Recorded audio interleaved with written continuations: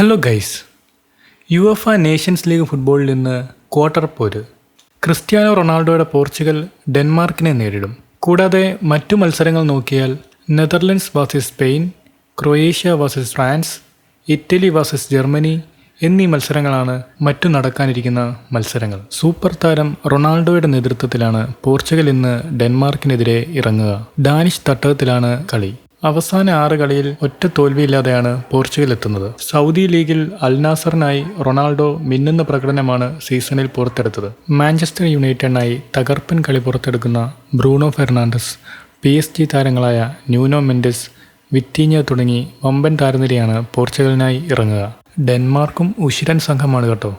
റാസ്മുണ്ട് Hojlund, Christian Eriksen, Andreas Christensen എന്നിവരാണ് Danish നിരയിലെ വമ്പന്മാർ. നിലവിലെ ചാമ്പ്യന്മാരായ സ്പെയിനിന് ഡച്ച് വെല്ലുവിളി ഉയർത്തിയേക്കും. യുവതാരങ്ങളുടെ കരുത്തിലാണ് യൂറോ ചാമ്പ്യന്മാരായ സ്പെയിൻ ഡച്ചിനെ നേരിടാനെത്തുന്നത്. Lamine Yamal, Pedri, Cubarsi, Nico Williams എന്നിവരുൾപ്പെടുന്നതാണ് സ്പാനിഷ് നിര. തോൽവി അറിയാതെയാണ് സ്പെയിനിന്റെ കുതിപ്പ്. Virgil van Dijk, Cody Gakpo, Timber, Simons എന്നിവർ അണിനിരക്കുന്ന ഡച്ച് ടീം അവസാന 6 കളിയിൽ 1 മാത്രമാണ് തോറ്റത്. ഇറ്റലിയും ജർമ്മനിയും തമ്മിലാണ് മറ്റൊരു വമ്പൻ പോര്. യൂറോ കപ്പിലെ മോശം പ്രകടനത്തിന് ശേഷം ഉയിർപ്പ് തേടിയാണ് ഇറ്റലി എത്തുന്നത്. മറ്റിയോ റെറ്റഗുയി, മോയിസ്കീൻ എന്നീ ഗോളടിക്കാരിലാണ് പ്രതീക്ഷ.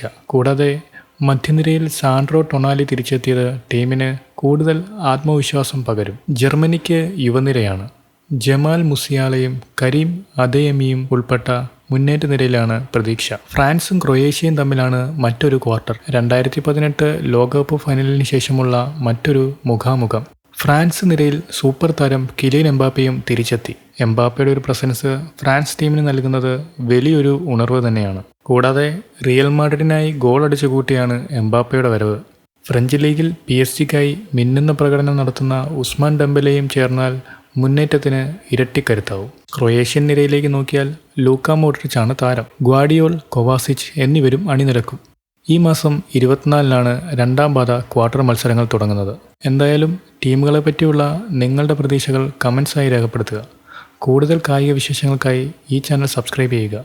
താങ്ക്